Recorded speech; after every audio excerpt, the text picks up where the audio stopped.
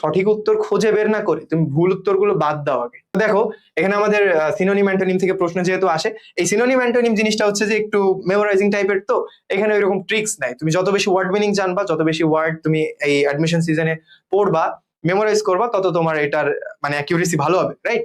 তো এখানে বলতেছে ডেভিয়েট, এই ডেভিয়েট মিনিংটা জানা উচিত। মানে এটা হচ্ছে যে খুব আননোন, আহামরি আননোন এমন কিছু না, এটা হচ্ছে যে বিচ্যুতি, ঠিক আছে? এখন বিচ্যুতি বলতে কি বোঝায় এটা মানে আমি নিজে তোমাকে বোঝাইতে পারতেছি না, বাংলাতে আমি খুবই বাজে। ডেভিয়েট মানে হচ্ছে যে একটা জিনিস থেকে কেটে ফেলা, সরিয়ে দেওয়া, এই টাইপের বিচ্যুতি, বুঝছো না? তো এর হচ্ছে যে আমাদের একটা সিনোনিম বের করতে বলছে। সিনোনিম দেখি তো, বুঝছো? কিন্তু একটা জিনিস থেকে সরিয়ে ফেলা, কেটে ফেলা, বাদ দিয়ে দেওয়া, তো তার সিনোনিম ওই টাইপেরই হবে। প্রথম অপশনটাই রয়েছে আমার কন্টিনিউ, মানে চালিয়ে যাওয়া।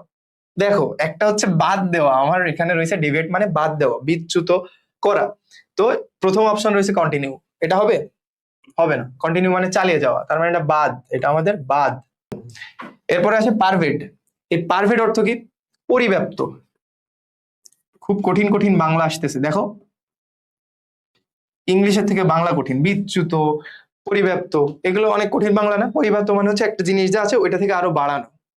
তাইলে একটা জিনিস থেকে কেটে ফেলা আর একটা জিনিস থেকে বাড়ানো, এটা টোটালি অপোজিট। এটা হচ্ছে অ্যান্টোনিম, ডেভিয়েটের অ্যান্টোনিম, এটাও বাদ। পারভেট মানে হচ্ছে যে পরিব্যাপ্ত, বাড়ানো। তারপরে হচ্ছে ডিগ্রেস। ডিগ্রেস মানে হচ্ছে যে কমানো বা ওই তো বিচ্যুত করা, বাদ দিয়ে দেওয়া, এটা বোঝায়। তার মানে এইটা আর এটা কাইন্ড অফ সিমিলার। আমরা লাস্ট অপশনটা দেখবো, যদি এর কাছাকাছি না হয় তাহলে এটা উত্তর, রাইট? ডি নম্বরে আছে অল্টারনেট। অল্টারনেট মানে সবাই জানি একটার পরিবর্তে আরেকটা।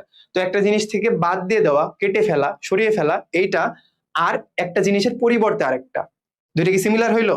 হইলো না তো, তাহলে আমাদের অল্টারনেটিভও হবে না। তো রাইট অ্যান্সার হচ্ছে ডিগ্রেস। ডিগ্রেস মানে ও কমিয়ে ফেলা, এটা হচ্ছে ডেভিয়েটের সিনোনিম। আর আরেকটা ইন্টারেস্টিং বিষয় হলো, তুমি এতদিন যা করছো যে সঠিক উত্তরটা খুঁজে বের করছো, অ্যাডমিশনে ঠিক উল্টোটা করবা। ভুল উত্তরটা খুঁজে বের করে বাদ দিবা। কোনটা সঠিক উত্তর এটা তুমি খুঁজতে গেলে তোমার টাইমের সাথে পারবা না। তুমি আগে দেখো ভুল উত্তর কোনটা, ঠিক আছে? যখন কোনো প্রশ্ন ব্যাংক সলভ করবা, অথবা এই 3.5 মাস যখন তুমি অ্যাডমিশন প্রস্তুতি নিচ্ছ, পরীক্ষা দেওয়ার প্রস্তুতি নিচ্ছ, এই সময়ে যতক্ষণ প্র্যাকটিস করবা, চেষ্টা করবা সঠিক উত্তর না খোঁজার, ভুল উত্তরগুলো খুঁজে বাদ দেওয়ার। তুমি যদি দুইটা অপশন ইজিলি বাদ দিতে পারো, তার মানে তুমি 50% ওই জায়গায় এগিয়ে গিয়েছো। এখন তুমি এই দুইটার মধ্যে যে কোনো একটা দেখাইলে 50% চান্স আছে কারেক্ট হওয়ার। আমরা পরীক্ষার বিভিন্ন ট্যাকটিক্স নিয়ে পরবর্তীতে আলোচনা করব, বাট আমি তোমাদের রিমাইন্ডার দিয়ে রাখলাম যে সঠিক উত্তর খুঁজে বের না করে তুমি ভুল উত্তরগুলো বাদ দাও আগে, তাইলে তোমার জন্য কাজ সহজ হয়ে যাবে এবং অ্যাকুরেসি বেড়ে যাবে।